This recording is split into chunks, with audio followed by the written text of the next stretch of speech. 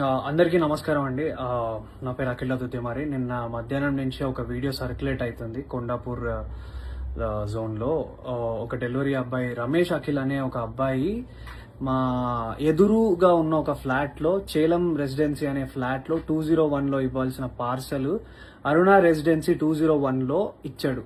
అక్కడ delivery address మీద very very clear గా రాసింది ఏంటంటే ఆపోజిట్ టు అరుణ రెసిడెన్సీ 201. నేను కావాలంటే మీకు ఆ లింక్ ఆ ఫోటో కూడా నేను మీకు పెడతాను. సో అది క్లియర్ గా ఉంది. సో మా ఇంట్లో మధ్యాహ్నం పూట ఏంటంటే ఎవరో ఇంట్లో నలుగురిలో ఎవరో ఒకరు ఆర్డర్ చేశారని చెప్పి మా నాన్న ఆ అబ్బాయి వచ్చి డోర్ కొట్టగానే 201 అరుణ రెసిడెన్సీ అనగానే మా నాన్న తీసుకున్నారు. ఇది మన ఇంట్లోనే పెట్టారా అని మా నాన్న అడిగే లోపే మా నాన్న చేతిలో పెట్టేసి ఆ అబ్బాయి వెళ్ళిపోయాడు. ఒక ఆర్డర్ డెలివరీ ఇచ్చే ముందు కన్ఫర్మేషన్ చేసుకోవాల్సిన అవసరం డెఫినెట్లీ ఉంటుంది అనేది నేను అనుకుంటున్నా. ఒక ఓటీపీయో లేకపోతే కాల్ చేసో లేకపోతే ఆ పేరేంటో కనుక్కొని క్రాస్ చెక్ చేసుకొని ఇది కరెక్ట్ డెలివరీయా కాదా అని ఇచ్చుకొని వెళ్ళిపోవాలి. ఓకే, ఆ అబ్బాయి ఫస్ట్ ఒక తప్పు చేశాడు. ఓకే, రాంగ్ అడ్రస్ ఇచ్చేసి వెళ్ళిపోయాడు. మా ఇంట్లో తెలియకుండా మా అమ్మ ఆ కవర్ తీసి ఓపెన్ చేసి ఇంట్లో ఎవరు ఆర్డర్ చేసింది ఇది అసలు అని చెప్పి మా అమ్మ ఓపెన్ చేసింది, చూసింది. సరే ఇంట్లో ఎవరు ఆర్డర్ చేయలేదంటే అక్కడే పక్కన పెట్టేశాం. 20 నిమిషాల తర్వాత వచ్చాడు. ఆ అబ్బాయి కోసమే ఇవ్వడానికి అది పెట్టినాం.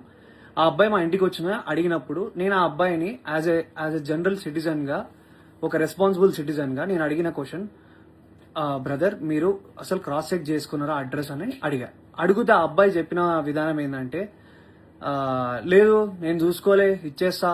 ఆ అబ్బాయి తాగేసి ఉండి మాట్లాడుతున్న పదాలు అవి. అవును, లేదు చూసుకోలేదు ఇచ్చేసిన, నేను ఏంది ఇప్పుడు, ఏమైతుంది ఇప్పుడు, అది ఇది అని మాట్లాడాను.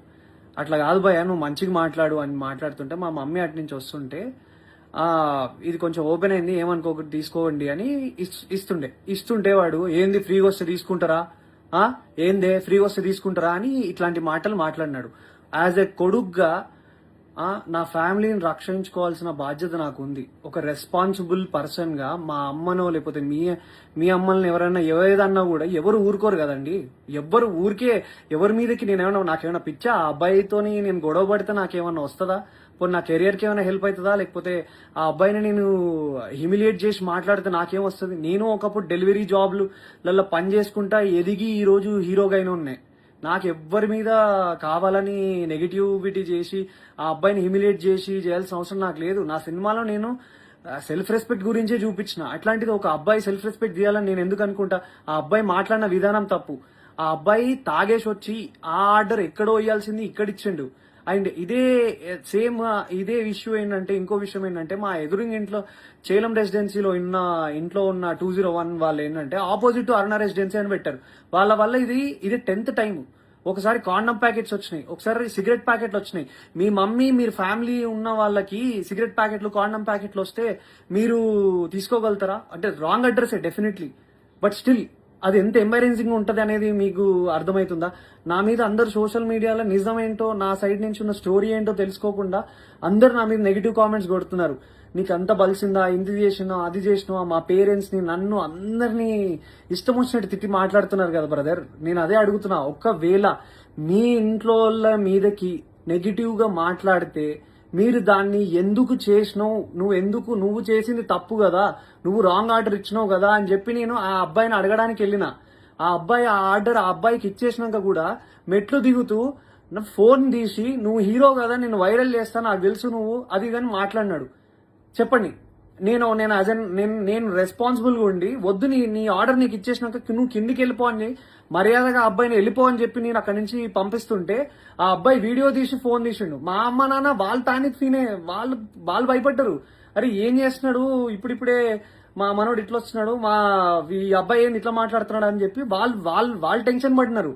మీరు చెప్పండి, మీరు ఈ సిచ్యువేషన్ ఉంటే మీరేం చేస్తారు మీరు చెప్పండి. నేనైతే రెస్పాన్సిబుల్ గా ఉన్నా.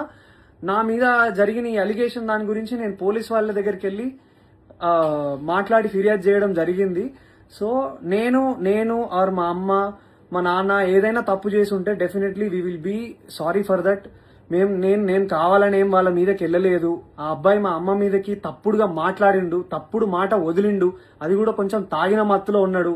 ఆయన ఏ బిల్డింగ్ లో ఇవ్వాలో ఏది ఇవ్వకుండా చూసి ఇచ్చిన విధానం బట్టి నేను ఏం మాట్లాడుతున్నావురా నువ్వు, జాగ్రత్తగా మాట్లాడు, నోరు దగ్గర పెట్టుకొని మాట్లాడు అని చెప్పి నేను వాడిని అడ్రస్ చేసిన.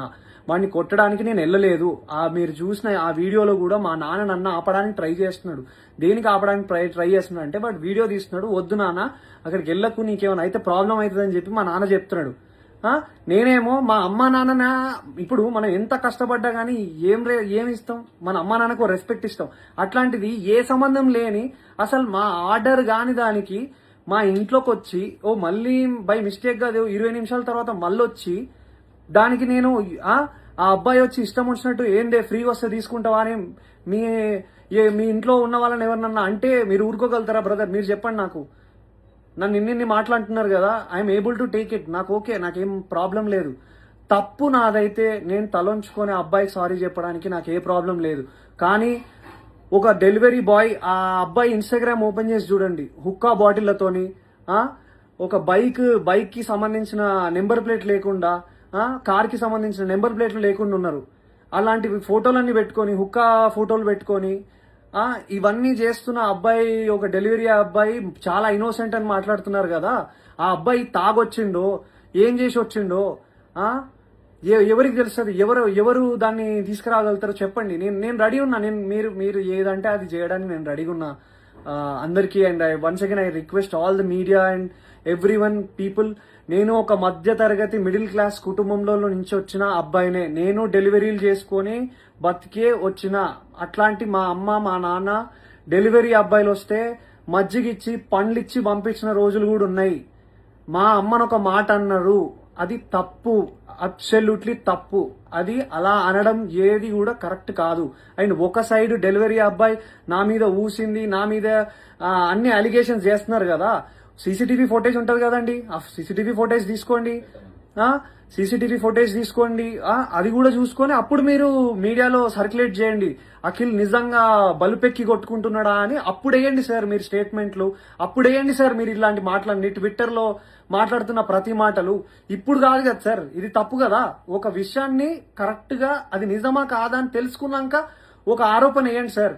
నేను 100% తప్పు చేస్తే నేను ఆరోపణ తీసుకోవడానికి నేను రెడీగా ఉన్నా. కానీ నేను తప్పు చేయకపోతే నా ఇన్స్టాగ్రామ్ లో ఆయన నన్ను డిఫేమ్ చేయడానికి ట్రై చేస్తున్న అందరికీ ఏం ఆన్సర్ చేస్తారు సార్? ఏం ఆన్సర్ చేస్తారు? ట్విట్టర్ లో ఉన్న వాళ్ళైనా ఆ పేజెస్ లో నుంచి ఒక స్టోరీ, ఒక డెలివరీ అబ్బాయిని ఊరికే సరదాగా, నాకేం అవసరం సార్? ఒక హీరోగా ఉండి నాకేం అవసరం? ఒకసారి ఆ డెలివరీ అబ్బాయి జోలికి వెళ్తే నాకేం వస్తుంది సార్? ఆ అబ్బాయి ఏమనకుండా అంటే నిప్పు లేని పొగ వస్తుందా సార్? చెప్పండి, మీరే చెప్పండి సార్, నాకు అర్థం కావట్లేదు. ప్లీజ్ ఈ విషయాన్ని మీరు దయచేసి అందరూ అర్థం చేసుకోండి. నేను ఏ తప్పు చేయలేదు. నేను అక్కడ జనరల్ గా రియాక్ట్ అయ్యాను. మా అమ్మ మీదకి మాట్లాడితే, మా ఫ్యామిలీ మీదకి మాట్లాడితే నేను రియాక్ట్ అయ్యాను. అది నేను ఒక హీరోగా ఉన్నాను కాబట్టి అది డెఫినెట్లీ తప్పుగానే, అది తప్పే, నేను కూడా ఒప్పుకుంటున్నా. అలా అంత అగ్రెసివ్ గా రియాక్ట్ అవ్వాల్సిన అవసరం లేదేమో. కామ్ గా ఉండి వెళ్ళి స్టేషన్లోకి వెళ్ళి చెప్పాల్సిందేమో. కానీ ఆ అబ్బాయి తాగిన మత్తులు ఇంకేదైనా చేస్తే ఎవరు సార్ రెస్పాన్సిబిలిటీ? సో నేను తీసుకోవాల్సి వచ్చింది. అండ్ ఆ అబ్బాయి క్లియర్ గా బ్లాక్ మెయిల్ చేస్తున్నాడు. నా వీడియో తీస్తా అని చెప్పి ఆ వీడియో పెట్టాడు. అండ్ ఇది నేను చెప్పాలనుకుంది ఇది సార్. ఇంకా మీ ఇష్టం. Thank you. జై హింద్.